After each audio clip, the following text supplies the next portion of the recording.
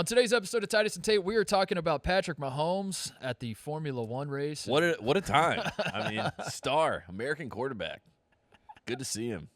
This is greatest grid walk of all time. Every so often throughout the offseason, we need moments to get Tate back in. We need like I don't know. Myself as well, but we're talking about you right now. I need it too, but like the problem with the offseason for us is we don't want to get in a rut, Tate. We don't want to get in a position where we're Googling transfer portal, hitting enter, and then coming on the show. If I'm looking at Rothstein and Goodman tweets as like, what are we going to talk about on the show? I'm in a dark place. And this Paolo Banchero situation at the Formula One race Thank you, Martin. is exactly what Tate needed. Yes. He was shot out of a cannon. He must have texted me 100 times. Like, did you see that? He said, did you see this like 5 different times? I was like, yes, Tate. I was in the middle, and I'm currently like dealing with migraine symptoms. I had a migraine while I was watching this, and anyone that has those, you get like my eyes get blurred, and I have like light sensitivity, so I couldn't see who it was, but in my state of mind, I was like, "Is that Paolo Banchero?" and my greatest dreams were answered, and we'll talk all about it. We'll talk about that because content. It wasn't just that the dude got the identity of Paolo wrong. It was I don't know. It was everything. It was pretty funny. Also, we are going to go. I went to the trouble to do this for our listeners' tape. I went frame by frame of every second of the Grizzlies Warriors series, and I'm going to explain over the course of the next hour and a half. Who in this series is dirty, why they are dirty, which plays they were dirty. Smart play or dirty play? Dirty, yes. Let's do that. Whether it was just hustle, whether it should have been a flagrant 1 in these instances, a flagrant 2. Also, remember last show we did when I threw out a hypothetical of John Morant turning his ankle and Jordan Poole like actually celebrating that? Yikes.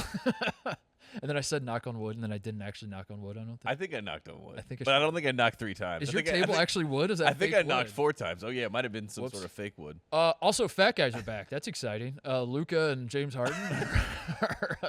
Huge. It's huge. So congrats to the fat guys. We might talk about that. Also, Eric Spoelstra's a fraud, and I'm ready to. I've had it. Oh wow. I've had it. This Duncan Robinson. I think situation, the players are frauds. Yeah, I'm giving Spo a pass. Eric Spoelstra might be bringing back the fraud power rankings. I just want to say that. So I might save that for later in the show. But this Duncan Robinson situation has gone off the rails, and I can't sit back. It's too far. I can't sit back and be silent about it anymore. So we might touch on that. There's a lot to talk about, Tate. But first, Woody Durham.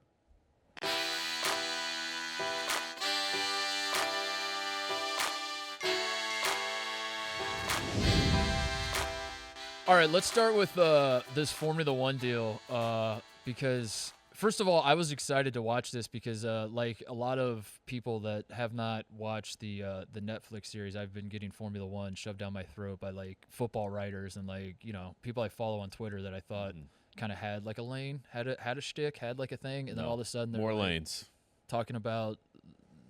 I don't know. Teaching you all these, about Formula One, teaching so that me. you learn about it. Yes, you heathen. And I got to be honest. I thought I have genuinely thought this entire time that the and I'm gonna name names. You know what? I'm gonna name it's Kevin Clark. Kevin Clark. I'm talking about you. So like, love you, Kevin. Like in case anyone's listening and you're like, I wonder who he's talking about. Is this like more of a Rosillo deal or like just some? Does Rosillo like F1 too? Oh yeah. Oh yeah. Oh my god. Oh yeah. Everyone likes F1. Dude, there's F1 people all over. So I'm telling you, like every Saturday morning I wake up and have my coffee and then or Sunday whatever it is, and like you're just seeing people like having honest to God takes. That's what's crazy about it. It's not like you're watching a race. Because I'll watch any sport. Like we talked about this on the show. Like we are of the ilk where we grew up at a time where you're like, if you're keeping score and you're putting it on television, I'll watch it. Handball, one of my favorite I'll watch games. handball. Yeah. What I won't do is watch handball and then speak to like all my audience about like what handball is, like why this. I will not. I will not start to lecture handball. It's to like the peasants. It's the equivalent of like a first grader teaching the kindergartners. Yeah. And I'm like, what is going on here? So this whole rant goes out to Kevin because Kevin's the most egregious.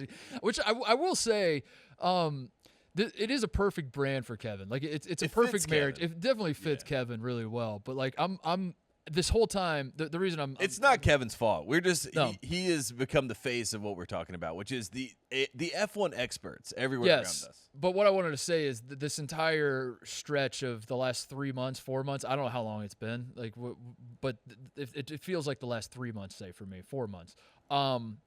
I have genuinely in my heart of hearts thought it was a bit. I have. I thought like Kevin Clark talking about Formula One and Michelle Beadle tweeting about Formula One. Yeah. And all these people that I follow and I you know, I thought I knew. I thought I had like some sort of understanding of who they were as people. Now all of a sudden they're having Formula One takes, and I thought they were all kidding. I thought it was like some sort of like wink, wink. Yeah. Isn't it funny how I care about this? So now the first Formula One race is coming to America this year. It's in Miami.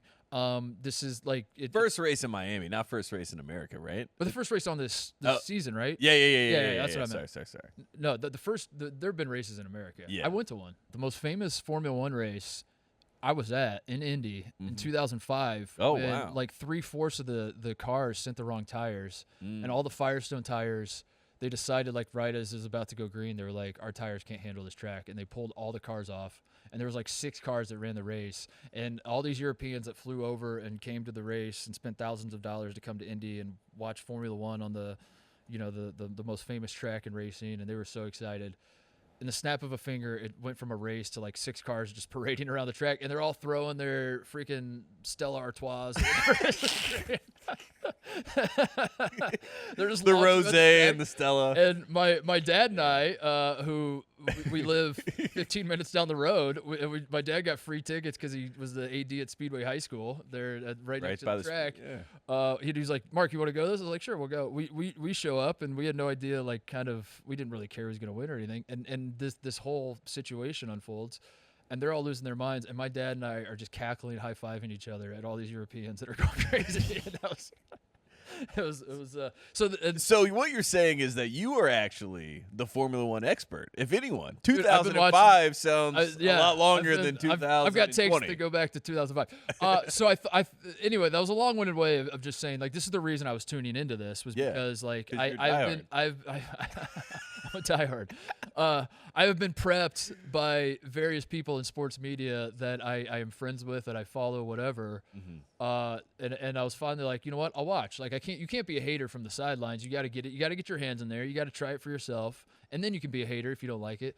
So I turned on the Formula One deal, and that brings us to what we really want to talk about, which is Paolo Banchero getting recognized on the track, but also at the same time, not at all. Yeah, I mean, Formula One, right? I understand, like, you know, the pageantry. I understand that it has like a class to it. Obviously, it involves all the world. So, like, I understand the intrigue, right? You get it. You're like, okay, these are a lot of people that want to be hanging out in Monaco. I get it. That's like the class of crowd that they're going after.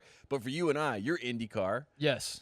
Indianapolis, Indiana. Yes. I am NASCAR. Right. You know, I'm North Carolina, Dale for life. You know what I mean? That's like what we. So we like racing. We have racing in our blood. Threes up for Dale. Yeah, always. Hold the threes up. Always. Okay. But in general, so we come into this and we're like, we like racing. You know what I mean? So I love racing. I do love racing. I remember when I was a kid and I was like 8 years old and I would come out on Sundays and I would see my neighbor would have all the Bud Light cans at the top of the road, and I was like, what? My mom's like, race on Sunday. Yeah. You know what I mean? That's just what it was. So we love racing. So we come into it with a positive attitude.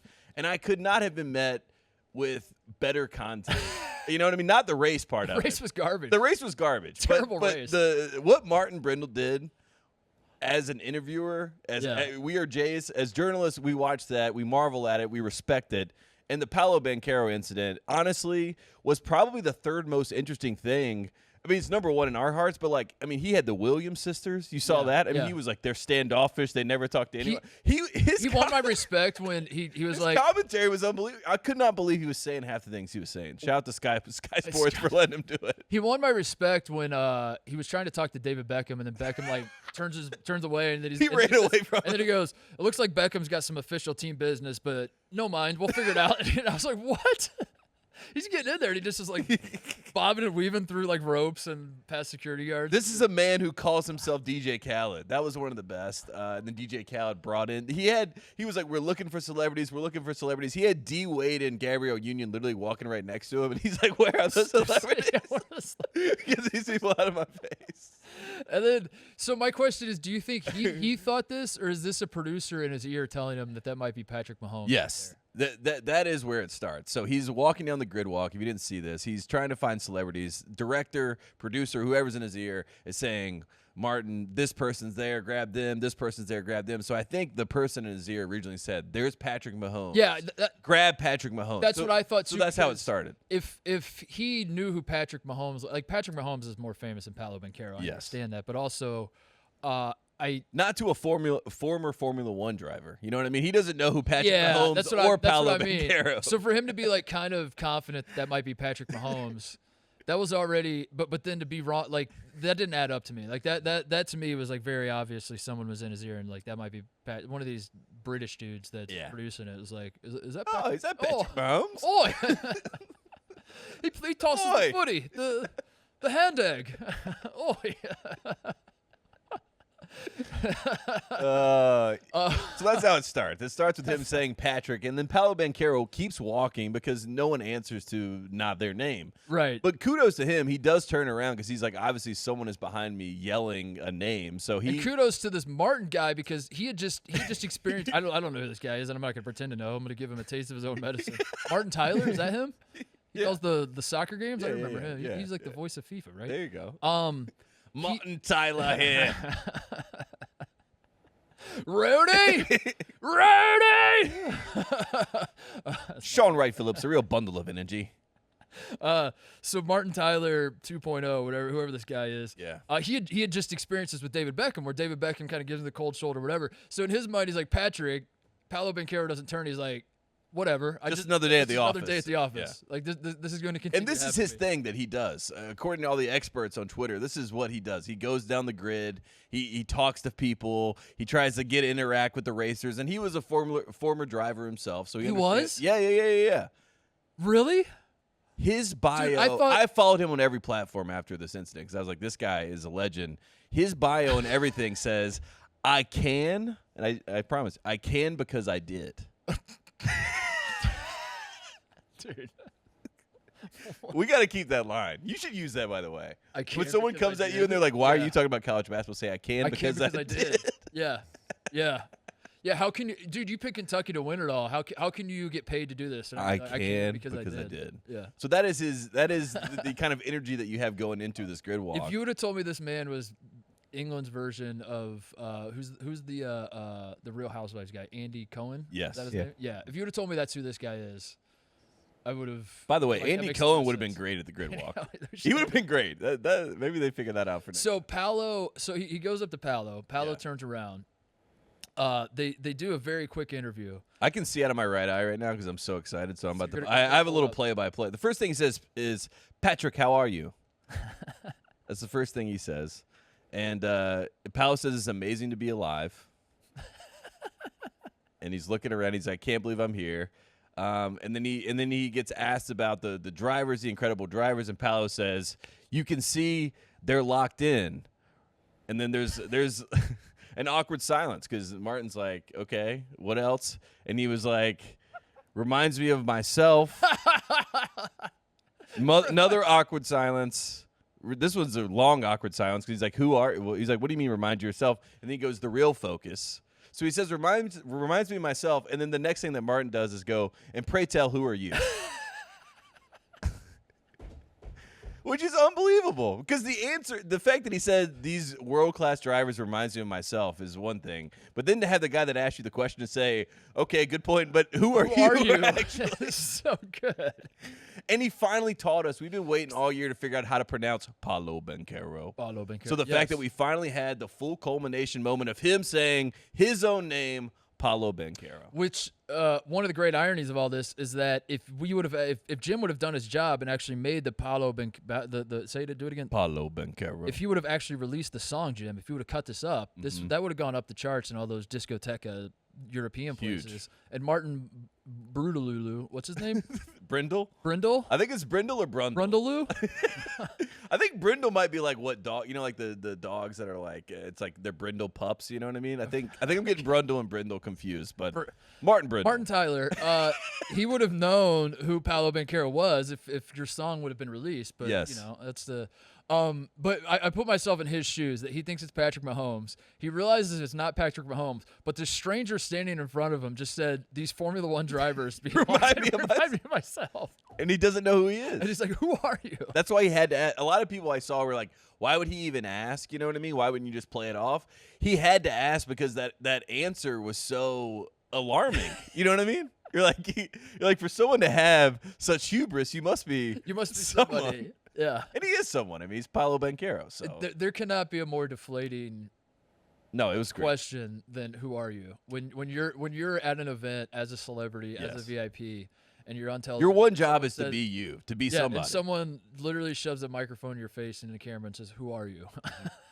Can you just tell our audience who you are? And do you have to explain who you are? Oof. And he did that to. There was one social media influencer guy that I had no idea who he was, but Martin didn't either. And he was like, "Who are you?" And the guy was like mad that he asked. You know what I mean? And then he just was like, "And you're famous on Instagram?" You know, it's like these are fair questions. It was all fair game. Yeah, TJS. Do you think he'd know TJS? Yeah. I think he would have known. Yeah. He would have known Coach K, right? Like if Coach K was with, because I saw a lot of people saying that too. Like he would have known Coach K. I think he does know. I think he would have known Coach K, and that would have been the funniest part if he was like, "Oh, Coach K," and he was very excited and he ignored Paolo Banchero. That would have been funnier because that would have been for the farewell. Oh man, yeah. It was great though. Crossover content. If you are a Titus and Tate fan and a fan of Kevin Clark's work, yes, this was your moment in the sun to get the Paolo Banchero Formula One. I am very much a fan of Kevin Clark's work. I just thought Kevin Clark was kidding. Like I just felt like if Kevin Clark was here, my question would be like, "Are you f***ing serious, bro?" Like that's like, and I asked him that a lot when we worked together. Yes. Like Kevin would just kind of knock on our door and pop his head, and I'd be like, "Let me ask you something, Kevin." He's like, "Yeah, go ahead, man." Are you f***ing serious, dude? He's like, "Okay, you got me. I'm out. I'm out." No, I shouldn't pile on because Kevin is the one guy that makes the most sense that he would show up and like I saw him. He was there, so he's a Miami guy and like it all checks out. It makes total sense. Like he's a guy that like wears loafers and like is no socks.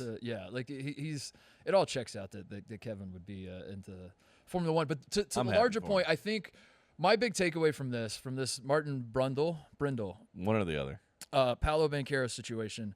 Is and then the race was terrible. The race, let's like, talk about that. I don't want to hear anybody try to tell me that this race was in any way, shape, or form an exciting race. It was boring as hell. It was a parade of cars. Martin no Brundle, passing. official. Martin Brundle, okay, all right. So my big takeaway from the whole experience, where this thing got hyped up to be like some sort of, I saw I think it was Darius Butler was on McAfee's show today and said it was like this. It felt like the Super Bowl. Like he was there and he was like, it had like a Super Bowl feel to it and all this. And I'm losing my mind because what I learned from this whole experience, watching Formula One come to America, and like they really think like this is the time. When we come to America this time, we have them because of Netflix. And all these dumb Americans think that racing. We have because of Netflix. All these dumb Americans think Netflix invented this league like a year and a half ago. Red Bull and Netflix invented this. It came together. We have them. This is our time. This is our moment. And what I want to tell people is that we fought a war to not have to care about Sky Sports. Mm-hmm. Like we fought. Like the idea. What this should teach us once and for all is that we as red-blooded Americans do not have to care about anything going on outside of this country as it pertains to sports.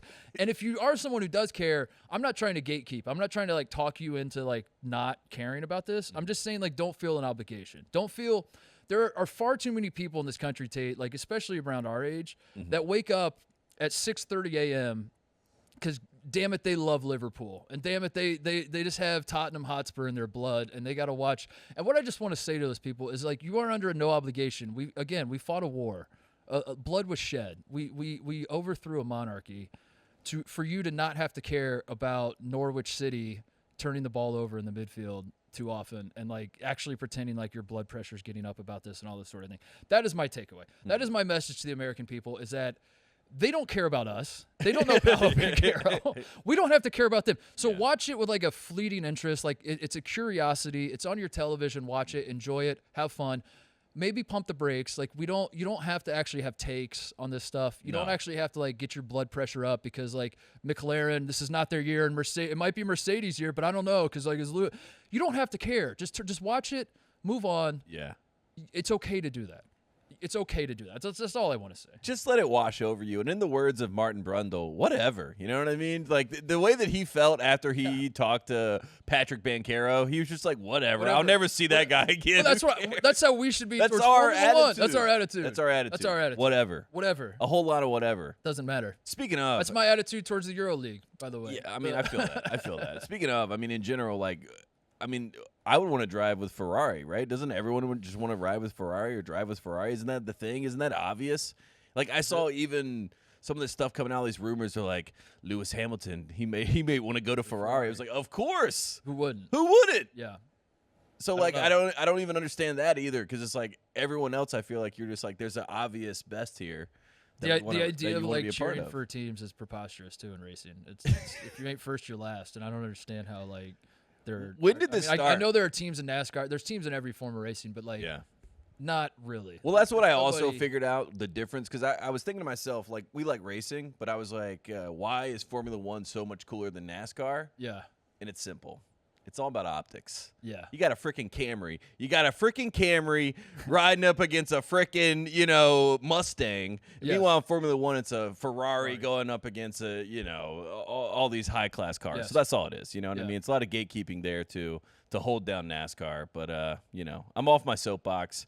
I don't think I learned a lot from this experience. It was a nice spectacle. It was cool to see all the people there involved and invested. But like you said, the race was boring.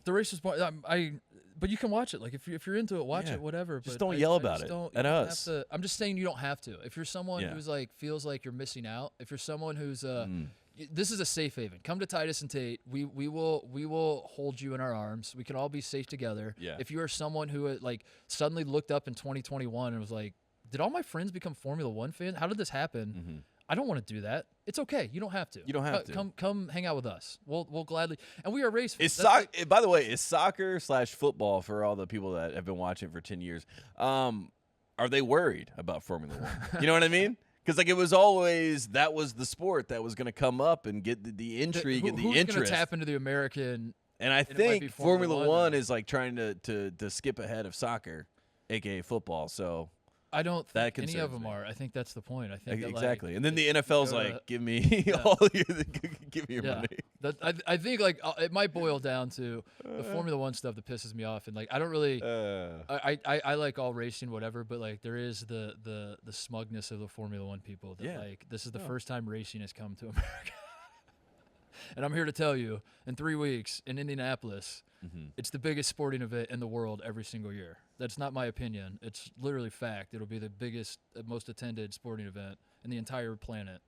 Will happen in Indianapolis. It'll be an automobile race, and it'll be 10 billion times better than whatever we watched in Miami. But is it F1 though? But are they driving? That is the question. Do they have a Netflix show? Will Lewis Hamilton be there? Go watch that. That's my soapbox. Go watch the Indy 500. It's the best. It's there will not be a parade of cars. I promise you that. It'll be there's actual passing. They don't lay on their brakes. They're going. The cars are faster. They're going 230 miles an hour. If you start like really in the top 20, you have a shot at winning it. Unlike Formula One, which was like funny watching the pre-race stuff where they interviewed like the McLaren dude, and he was like, "Yeah, it's not our day. We're not gonna." I'm like, the race hasn't even started yet. You already know it's not your day. What kind of sport is this? Yeah, we're not gonna win today. Like, you're starting like 8th, and you're saying you don't have a shot. It's over. That's how it works. So anyway, let's move on.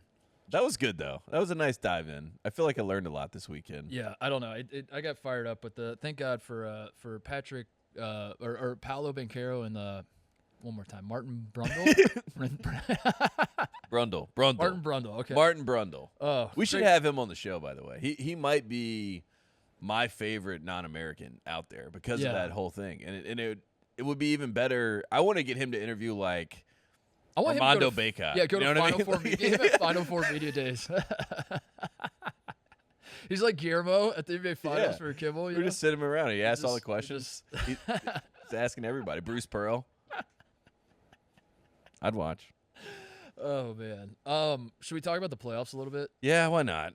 Why not? What stands out to you since the last time we talked? Last time we talked, but we'll do a quick update for the people that are maybe not following the playoffs that much. The Suns were prepared to sweep the Mavs. Little hiccup there. They instead of winning the 2 games in Dallas, they lost those 2 games. So now that series is tied at 2. Whoops. We were here in sweep. Yeah, we were here. Our sources have confirmed to us a sweep was coming. Meanwhile, the Grizzlies-Warriors series, which we talked a lot about because Ja Morant is him, or is he? Because he's out now, and as I said, I threw out the hypothetical that Jordan Poole would laugh at Ja Morant being out. And then Jordan Poole lightly touches Ja Morant's knee. Ja Morant is tweeting about it, deleting tweets. Yeah. This series has gone off the rails. I guess that's where I want to start. Is like I thought this was the series I was most excited about. This was number 1 on my power rankings of the 4 going on right now. It's jumped the shark a little bit. There's a little too much I joked at the top, like breaking down frame by frame. Is this a dirty play? Does this break the code? What is the code? What is the code? Are you allowed to touch people on a basketball court? And how? It's a whole bunch of, let's try to figure out a way to get you at a disadvantage by complaining about it and making a scene about it. But then everyone, when they get caught out on it, I didn't say that. I didn't say he did it on purpose. I don't think anyone's dirty. No. But then 5 seconds ago, just, you just said it was dirty and that he did do it on purpose. You know what I mean? It's a lot of that, too, where it's like, what are we even saying here? And obviously, let's just be upfront about it. I mean, they got what they wanted with Dylan Brooks getting suspended. Yes. So as soon as that happened, all it was about with kind of the conversation was like, let's get these guys suspended. Let's make it even.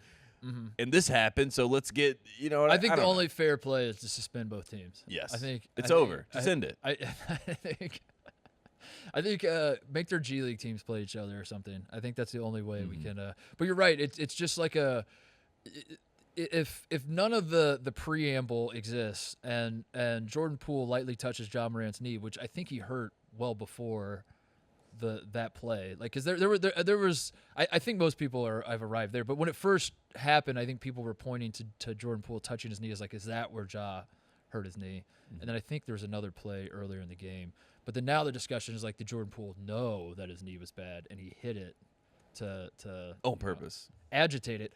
But if you don't have the preamble of Draymond, his flagrant 2 when he gets ejected, and then Dylan Brooks conking the dude in the head out of nowhere. and then we get what happens in game 3. Everything is like a reaction to what someone else did. Exactly. But everyone wants to is trying to blame the other person for starting it. And at the end of the day, we've lost the whole plot. You know what I mean? What are we talking about here? And now that we don't even get to watch Ja play in this game and that he's out, now we're going to have all the you know how it works, like all they lost because of this. This is the reason. If they had Dylan Brooks, they would have won. You know what I mean? Now we have all those conversations, which I'm tired of that too. Steve Kerr didn't help when like the Dylan. No, Brooks Kerr made it happened, worse. And Kerr just kept going in on, which, like, again, in a vacuum, maybe it's your right to talk about the Dylan Brooks incident, but then also, like, your player just hit a guy in the face and pulled him down by his jersey. So like, no Grizzlies fans trying to hear you get on your soapbox and explain the integrity of the game right now. It's just spiraled out of control. Game 4 is tonight. The Warriors are probably going to win, but also I've been wrong about every single NBA outcome. So who the hell knows what's going to happen? But Ja's not supposed to play, so there's what could possibly go wrong? I know, and honestly, I think it might be a good thing that he's not playing, because as we've seen this year, I mean, sometimes they almost look like they're more in sync when they don't have Ja, because Ja is such a force in and of himself. And it reminds me of when Curry was first, like 2015, 2016, when he was first making his run, and then Aisha had the whole, like, is it rigged? Is it whatever? Yes. I don't know, but it kind of, for lack of a better term. That was when Steph took out his mouthpiece and hit a Cleveland fan in the face with it, right? And launched it. But regardless, it took a lot of, it just made it all messy. You know what I mean? Yeah. For lack of a better term, it just feel like we're not having fun anymore. We're not talking about the basketball. We're not talking about how amazing Ja Morant is. We're not talking about how great Steph Curry has been or how great, Jordan Poole has been. We're talking about, like, this guy is cheating. This guy is dirty. Well, to that point, all 4 series, like where we're at as a playoffs, because we're both very excited about where the playoffs are at, because I mentioned on the last show that for all the belief that the NBA is rigged and this is heading down an obvious path, everyone agree, even the people that agree that this is headed down an obvious path, disagree on what that obvious path is. What the obvious path. And that's exciting for the first time in a while. I guess last year was a little open, but I don't know. Like we're in an era now officially. It's officially an open-ended era. There's no. Last year, every single person acted like that Giannis and those guys won because all the injuries and stuff. So this year it feels like we're not doing that, but also we are going to do that very soon. I don't know. Is there any one of these 8 that you would, if of these 8 teams that are remaining, is there any team that you're like 0% chance they can win the title? I don't know if I could say 0%. I don't think there's 0%. I think the Grizzlies are probably number 8 on my list, but I wouldn't even say that. I wouldn't say, you know what I mean? But I also wouldn't be like they're happy to be here. Like if the Grizzlies, I don't know. Anyway, the playoffs have been fun. We're in a great position with the open-endedness and the we have no idea what's coming. But the Grizzlies-Warriors series, Tate, feels like a discussion about who's dirty and who's not, and who started it, and who should be suspended, and was it a flagrant 2. Mm-hmm. The Mavs-Suns series has devolved into like flopping. It's just a flop-off, and it's the same sort of deal of like the Suns are mad that Luka's flopping. But then also Luka's like, I learned for cry bitch. That's really his angle. I mean, he was like, as Chris Paul was like, did I really hit you that hard? He was like, it was a smart play. You know what I mean? That's where we're at now, where it's like all technicalities. Yeah, that's what the Mavs Sun series has become. Is it's arguing about flopping. The Bucks Celtics series is refs. It's they're frame by frame. Each fan base is like Celtics fans are losing their minds that the refs have rigged it against the Celtics. Game 3, I'm talking about. They play again tonight, but then at the same time, Bucks fans are like, you guys shoot more free throws than us every single game. How is that possible? And then they're like, yeah, but, and it's just like turning into a ref discussion. And both teams are like, the refs have been horrible. You know what I mean? Like both sides are like, this is horrible. But like you said, but they're like, but I'm not agreeing with you. You know what I mean? Yeah. But not both ways. Yeah, but not both ways. Yeah. And then the Heat Sixers series. No one's watching. Who cares? No, the Heat Sixers series is which coach is the bigger fraud? Yes. That's what it is. Is it Doc Rivers, who's been fraudulent his entire career, as we know, or is it Eric Spoelstra, who won't play Duncan Robinson, who has a $90 million contract sitting on his bench, and which was fine when they weren't winning, or when they were winning. I'm sorry, when the Heat are winning and you're Duncan's getting D&Ps. I'm like, all right, I get it. Duncan's a team player. I'm sure he's okay with this. But they're losing now, and he's not playing? He can't see the court? Yeah. Explain this to me. You're the NBA guru. What the hell's going on here? It's not looking good. I mean, the good news is that he already got what we really wanted him to get, which is like getting paid. The bag, yeah. That's our boy. We're happy for him. It is true. You know what I mean? Like at the end of the day, he's okay. It's gonna be fine. That we don't is have true. to worry Like about him. if our contracts are up with Fox, and they come to us and they're like, we're gonna just give you an absurd deal, and then we sign it. We're like, all right, cool. And then they're like, but here's the deal: you're just gonna kind of sit on the bench and not really play. I'd be like, cool, perfect. Yeah, I'm a team player. Yeah, I can do that. So I'll smash that retweet for. I don't think he's that. I don't think he's upset in that sense because he understands. But I think he has to be upset because they need someone to shoot and at least make it understandable that they could make a 3, and the guy can't get on the court because they know that James Harden will basically just go after him. But I don't think that's necessarily a guarantee, but that seems to be why he's not getting a chance. James Harden didn't play in the Big Ten, and Duncan did. And I think it's like you're talking about like DNA, defensive DNA. Mm-hmm. Just Duncan just throws some Big Ten defense at him. Yeah, he's not ready for it. It really does, dude. It drives me crazy. Like, just get up in him. Like that. I don't understand why guys don't do that with Harden and Luka and all these guys. Like, just kind of just get up in a space. You get a hand up.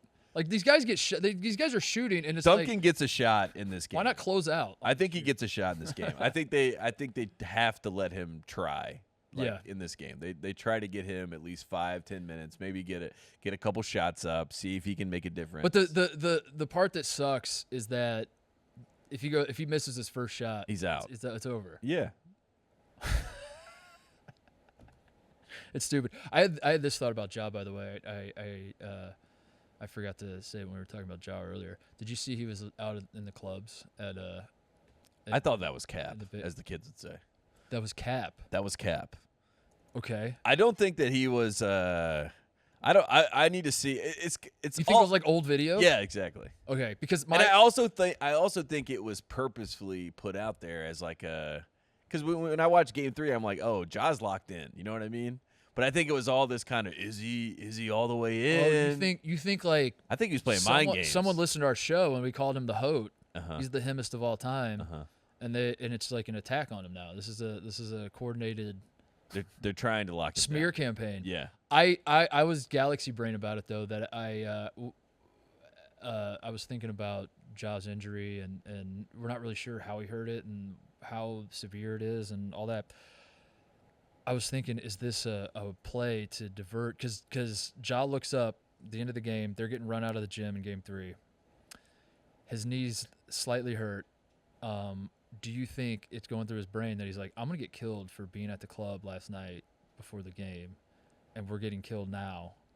That's all the talk is going to be about what I was up to when we came out here. So what I'm going to do is hold my knee and then blame it on Jordan Poole so that we distract everybody. And we talk about that instead of what everyone was going to talk about. Because the takes were locked and loaded. Like if Ja Morant is 100% and he finishes that game, then all the discussion is about like, was he out at the club? And then that's should he be more locked in? But now it's about the injury, and I think I think there might be something to that, Tate. That's all I'm going to say. And how does that affect him of all time ranking? That is in fact. He's still top 5. Still top 5 him. But I'm a little worried just in general about that situation getting out of hand with a lot of like guys flopping, guys freaking out. And then also with Chris Paul, the fact that Chris Paul, I mean, can we talk about that? I mean, this whole thing, he fouls out of this game. Yes. He's completely, since he's turned 37, these past 2 games have been terrible for Chris Paul. Just generally speaking, he has been completely out of it. But then he snaps. I mean, because all the conversation about it is his mom and all the stuff that Then there was like a 16-year-old kid, and he's like, I'm gonna see you later. All I had to say is he was 16, or was he? I don't know. The kid looked like a. Because he did look 16. I didn't know if you were saying 16 because you knew. No. Somewhere, or if I'm just guessing. But the fact that moment in time happened, like we're so far because. They were so set. Phoenix was so ready to go back, win a title, get everything together. And these past 2 games have just been absolutely a disaster. And Chris Paul seems completely out of it. And I'm hoping that Devin Booker and Monty and these guys can kind of lock it up and get together and get out of here and get away from Luka, because the way that it's looking right now, it's not. Has the series swung? Is that what you're saying? We're close. The series has swung? We're close. The Sixers have already. I think the Sixers. I think the Sixers could win that series. Whoa. I'm already in that. Whoa. Yeah, I'm already there. All right. But I'm worried about Chris Paul. I really am, and I like Chris Paul a lot. I'm a big fan of his. But that response and that reaction and just I don't know. I mean, it was so strange and. Like you said, I mean, between that and the Warriors and the Grizzlies, these 2 situations, we're just so far removed from basketball. We're just talking about society, and you know what I mean? We're just so far removed from basketball. Where my basketball going? I don't know. This is where you miss David Stern, because David Stern would pause the playoffs, call a big team meeting with everyone in the NBA, and say, cut it out. Just everybody cut it out. Yeah, lock it up. Cool the shit. Mm-hmm. You're all suspended. He would just like pick one. David Stern would like pick one guy on every single team and have him executed. Send the message. And he's like, now do you want to complain? And it's like, what the hell did you just? It's like they just need someone to say, let's calm it down. You know what I mean? Yes. Let's lock it up. Let's play the game. Let's chill out. Let's stop, blowing things out of proportion, because there is the conversation now of, who did what, and is this guy going to be suspended? Chris Paul doesn't want to talk about it anymore. I think he should talk about it. And Charles Barkley made a great point. He's like, give me 5 minutes center court, and you can't do anything. You know what I mean? You can't sue me. You can't call me out. Like, give me 5 minutes. I'll set him straight, and then we'll move on. I mean, that's. But what the story is that the kid put hands on Chris Paul's family? On his wife and his mom, yeah. Pushed him or something, yeah. All right. I mean, he looked shocked. I mean, he looked like he did something wrong. And Chris Paul, I mean, yeah. It just wasn't a good look for anybody, though. You know what I mean? And if you're a Mavericks fan, like, there's no way that you want to have that reflect on you as a fan. So, I mean, I don't know. The whole thing was just. Remember when fans came back and people were crying about how great it is? Yeah. And then immediately like they're like, get fans these fans throwing out of shit. here. And then everyone was like, the pandemic has taught us all to be savages and we don't know how to be fans. And then I was like, this has been going on forever. Yeah. Go to one Dodgers game and sit in the upper deck for me one time. Dude. When they're playing the Giants, and then report back to me on whether this is unusual behavior from fans. No, you're right. It's a mess. It's just all that's It's all a mess. The one series that can save us is Bucks Celtics, I think, because that is for all the discussions about the refs and the refs have been quote unquote bad, but also Giannis is impossible to officiate either way, and I think like I get the feeling that both of these teams have kind of just you're going to complain, you're going to bicker, you're going to work the refs a little bit, but I get the feeling like both these teams kind of know what they're up against and know what it is, and they're just like these are the terms of engagement here, and now let's just play. And the fans are going to complain, but by and large, I don't really feel like the player. I'm not saying like obviously Marcus Smart on the final shot when he thought he was entitled to 3 free throws. Of course, they're going to complain about calls like that or whatever, but by and large. I get the feeling that like both these teams are sort of okay with how physical it is because both of these teams think they have the better defense, and both of these teams think they can thrive in an environment like this. So it has been a ton of fun to watch, and I say that because the Bucks won the last game I watched. But it is had the fascinating. Celtics won, I would be complaining about. No, I'm kidding.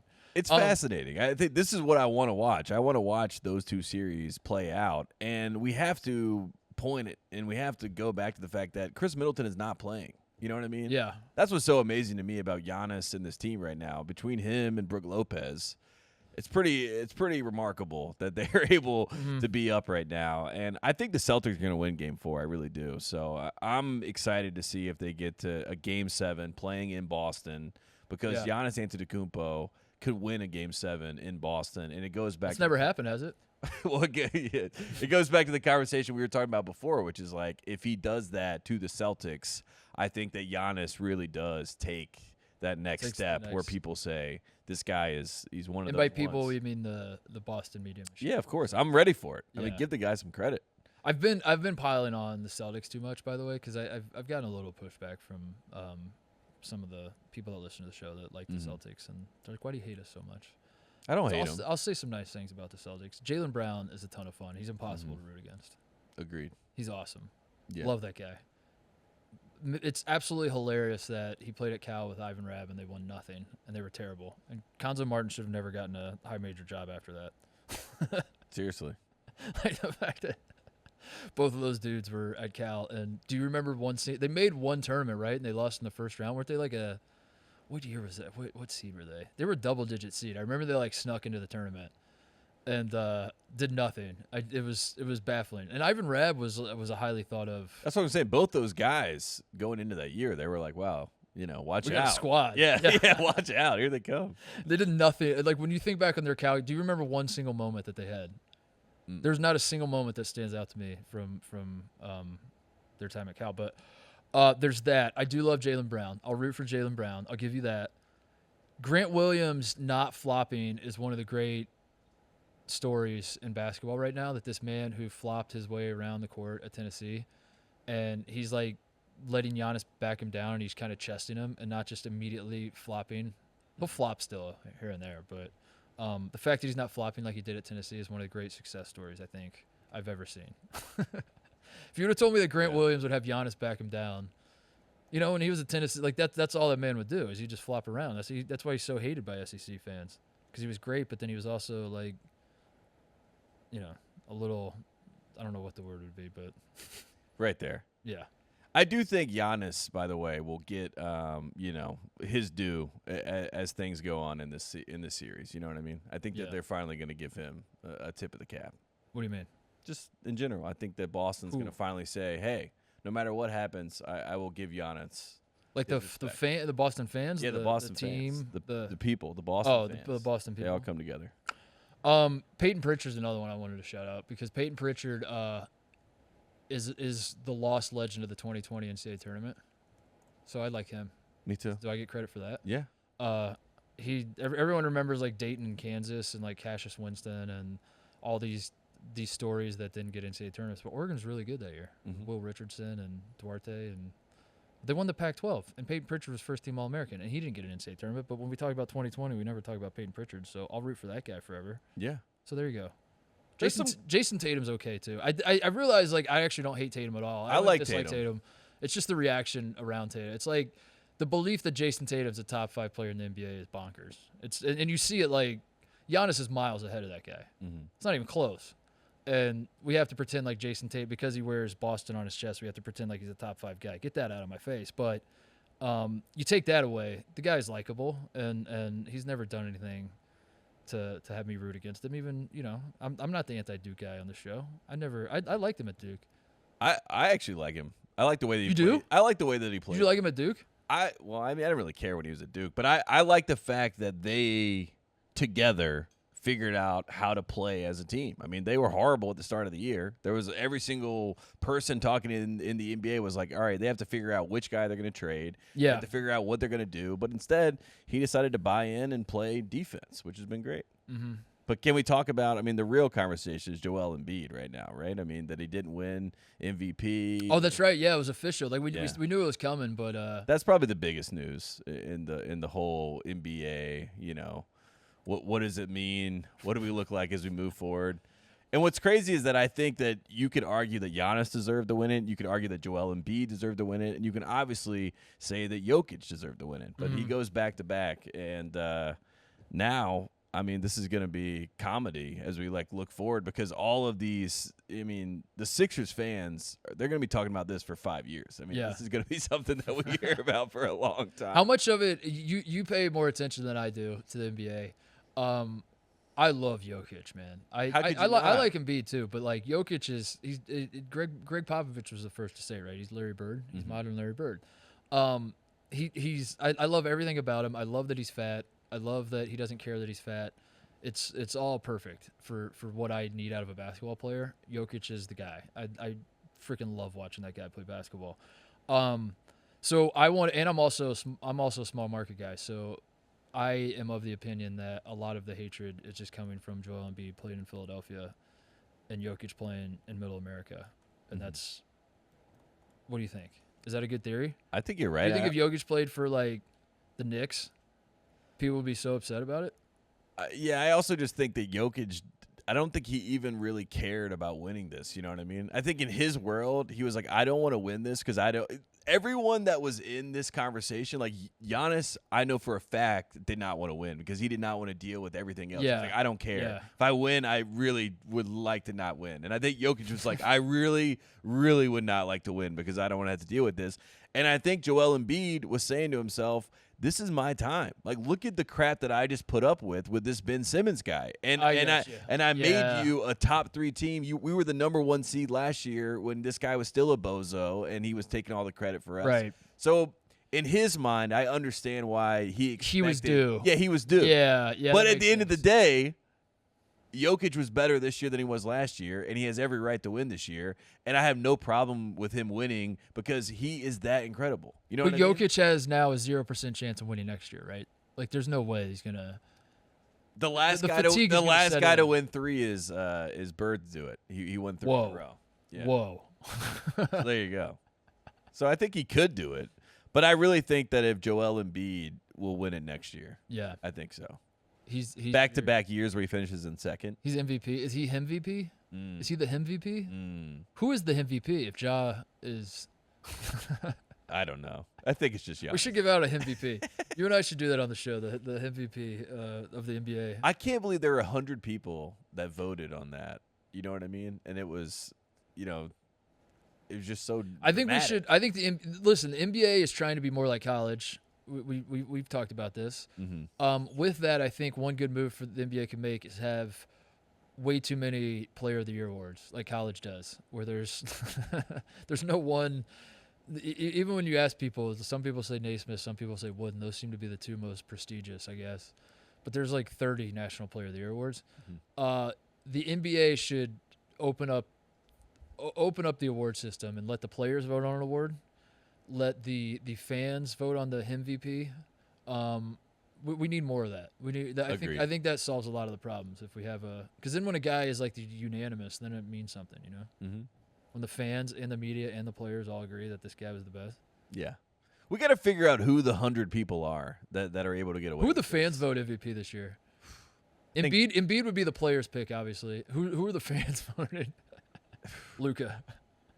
Yeah, Luka's up there for sure. I'm trying to think. I mean, there's a lot of. I mean, LeBron might win. You know what I mean? Like this is the. You never know. I mean, D Rose every year. LeBron is always up there. Barstool figures out a way to hack the vote and like build some sort of. The Pardon My Take guys like build some sort of campaign to vote for Ben Simmons to win it. Oh my God! It's like a Peyton Hillis Madden situation where Ben Simmons. He got out. He. I guess he. Yeah, he's doing it. He's doing it. Ben Simmons. He's around. He's still happening. Still making it happen. Pull that quote, Jim. Put that on a quote card. He's doing it. What else is there? You got anything else before we wrap this thing up? That's all I got, really. I mean, you know. You all right over there? Honestly, my right eye, I cannot see anything out of the right one. Right. I'm barely like figuring it out right now. Yeah. Jim, tap in for Tate. What do you have any shout outs? Yeah, shout out Ray Romano for getting cast as Jimmy V in the new movie. It's a movie? Movie or TV show? I don't know. I didn't read the article. Did you? No. It's just you a said picture? it. You sent it to us. I saw the picture. I honestly. It's a new movie. I just saw the picture of Ray It's Romano. a film, actually. Next to Jim Valvano, and I got really excited because I'm gonna watch. That checks out. That it is a film, Mm-hmm. a major motion picture. Yep. I like it. Yeah, it's a good casting. That's a good casting. What do you think? I like that. Yeah. I will watch. Yeah. I like the fact that, you know, that we're trying to make some series happen with some really great players and some great coaches and, you know, trying to tell those stories. Winning Time. Yeah. And Jim Valvano. What's the? Who else would be cast for this? Yeah. Mystery cast. I was looking at who's in that tournament. As far as coaches, basically everybody was in that. So Dean Smith. Who would you have play him? I was thinking Ed O'Neill, you know, Al Bundy from Modern Family. Mm-hmm. Is that good, Dean Smith? Yeah. Tate? Take it personally? No? No. What is the story? Is it a Jim Valvano story or is it a 1983 story? You don't know. You didn't read the article. Is the movie about like that team or is it about Jim Valvano? Well, they got a culminating in the team SB anyway. speech. You know what I mean? Yeah. Who would you have play Boeheim? Boeheim. Yeah. Just have him play it? Boeheim. Young Rick Pitino? Do the young Rick Pitino. Is that just Al Pacino in makeup? Yeah, it would actually be hilarious if everyone in this movie is very, very old and they're just made up to be younger. Mm-hmm. The LeBron crypto CGI situation. Yes. Where he's LeBron is Michael Jordan. That'd be good. He's the next one, you know? People would for sure. Clint Eastwood as Lou Carnesecca. I gotta talk to my agent and figure out how I can get in this movie though. Chris I think Mullen. You could play Chris Mullen if Timothy Chalamet turns it down. Like that. I don't know who else is in this. This is Dickie V. Who would you have play him? Oh, Dickie V would be I don't know. Ned Ryerson from Groundhog Day. That'd be a good one. Mm-hmm. I'm trying to think. Gene Cady. Bill Murray in Kingpin with the hair. That one works. That one works. Mel Brooks. Tate, is this Rolly helping or hurting Massimino. your migraine? Honestly, I'm running out of words.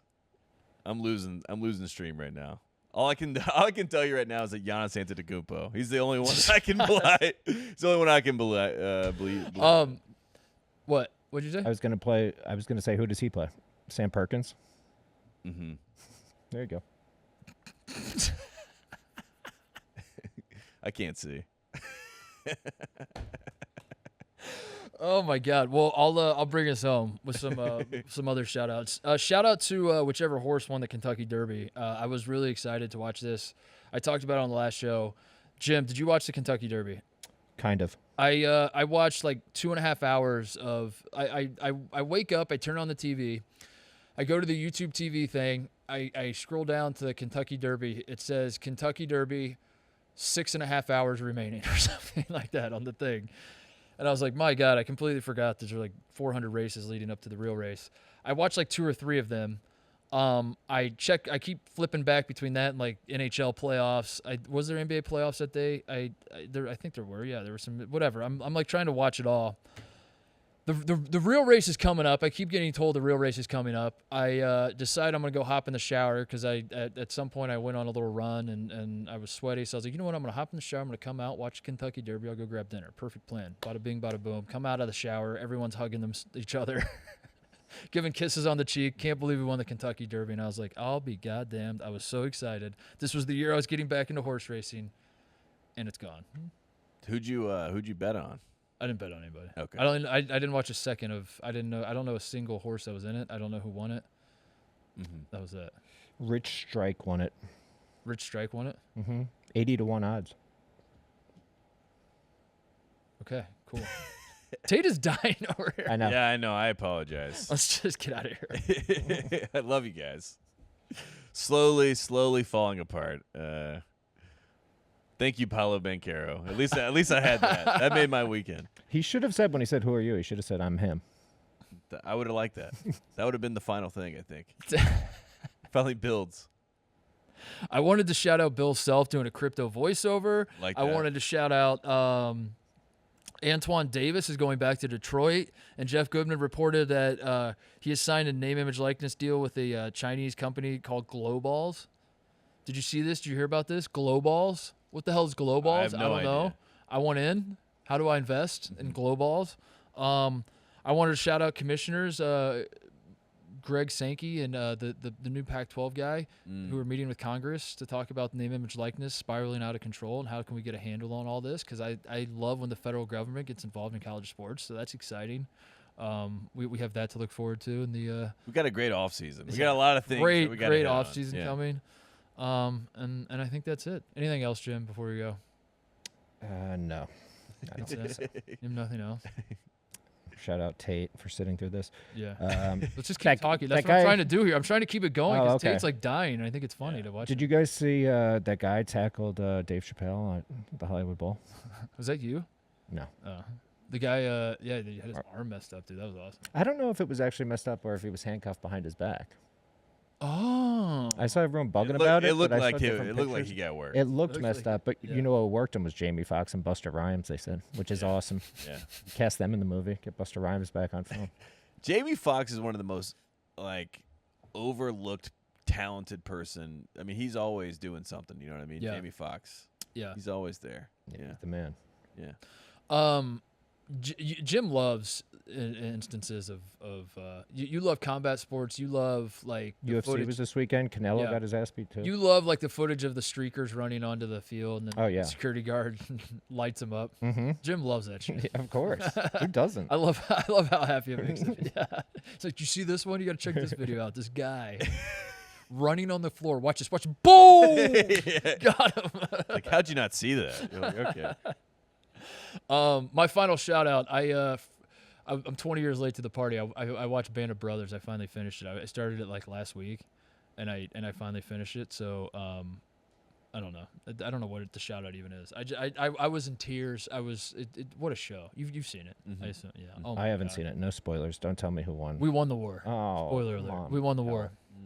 Shout out to the fellas, I guess. Shout out to the lads, the boys, the whatever you want to call it. But I'm a sucker, Tate, for any male bonding type situation. Jackass. The Momentum Generation documentary. I love that on HBO. I've watched that like 4 times. Those surfers. Any story of like dudes. I don't know. I'm a big softie. Dudes love bonding gets it done for me. So Yeah. anyway, shout out Band of Brothers. That was a fun experience. All right, we're gonna go. Tate's gonna die. See you guys. Appreciate you.